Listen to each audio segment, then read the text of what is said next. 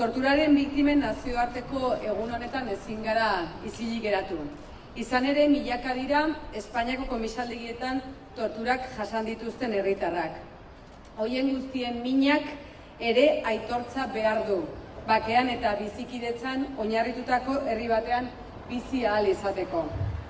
Orain dela egun batzuk, nire atzean dauden herritar hauek eta beste askok izua, beldurra eta oinazea berriro sentitu zuten Fernando Grande Marlaska epailea barne ministro izendatu zutela jakitean. Min izugarria. Eta ez da gutxi gorako. Auzitegi Nazionaleko instrukzio epaile zenean bere bulegotik 100 euskal herritar igaro ziren. Egun batzuk, egun gehiegi, inkomunikaturik eman ondoren poliziaen esku. Eta torturak salatu zituzten. Marlaskak atxiloketak bitartean ez zuen inolako neurririk ezarri nahi izan tortura saihesteko, nahiz eta gehienetan horrela eskatu zitzaion. Eta atxilotuak bere aurretik modu nabarmenean suntzituta pasa arren eta dozenaka pertsonak bere aurrean torturak salatu arren, Marlaskak beti ezikusiarena egin zuen edo mespretzuz erantzun zuen lagun askok kontatu duten arabera. Instrukzio epaile guztien artean bere ardurapean atxilotutakoen tortura salaketak gehien pilatu duen epailetako bat dugu Marlaska. 223 euskal herritarrek era guztietako tratu txarrak eta torturak salatu zituzten haien atxiloldietan. Eta ondoren, kasu asko eta askotan, Istanbulgo protokoloak egiaztatu ditu tortura eta testigantza horiek. Horretaz gain, 2004 geroztik Estrasburgoko giza eskubideen auzitegiak 9 aldiz kondenatu zigortu du Estatu Espainola tortura salaketak behar bezala ez ikertzeagatik.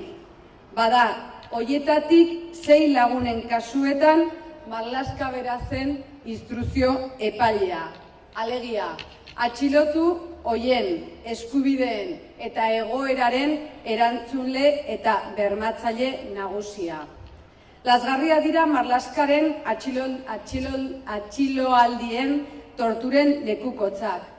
Horien artean, tortura prebenitzeko Europako batzordeak sinesgarritasun osoa eskaini zion komisaldegian bortxatu zuten Beatriz Etxeberriaren kasua dugu.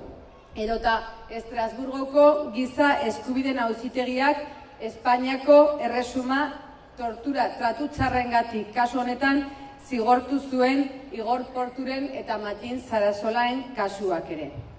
Guztira ikaratzeko moduko 223 testigantza dira. Honelako epaile anker bat barne ministro izendatzeak tortura jasan duten guztiak iraundu ez ezik sentitzen duten mina ere areagotu egiten du. Izendapen honek eragiten duen larritasuna dela eta torturatuek eta ezker abertzaleak zera adierazi nahi dugu. Torturaren biktimen aldeko nazioarteko egun honetan.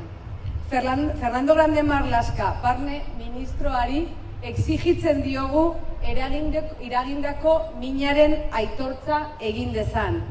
Bere jardurak tortura albideratu zuen, bai etak ekintza armatuak burutzen zituen sasoian baita ondoren ere. Torturatutako pertsonek erreparazio moral hori beharrezkoa dute. Kasu askotan, tortura bidez lortutako inkulpazioak eta autoinkulpazioak izan dira jendea zigortzeko froga bakarra. Egoera hau lehenbailen ere aintzat hartu beharko da eta hausnarketa sakon bat egin beharko da horren inguruan. Ireki berri zaigun agertoki berri honetan, justizia transizionala aplikatzeko aukera paregabea dute Marlaskak eta baita Sánchezen gobernuak ere. Ezker Abertzalea prest dago.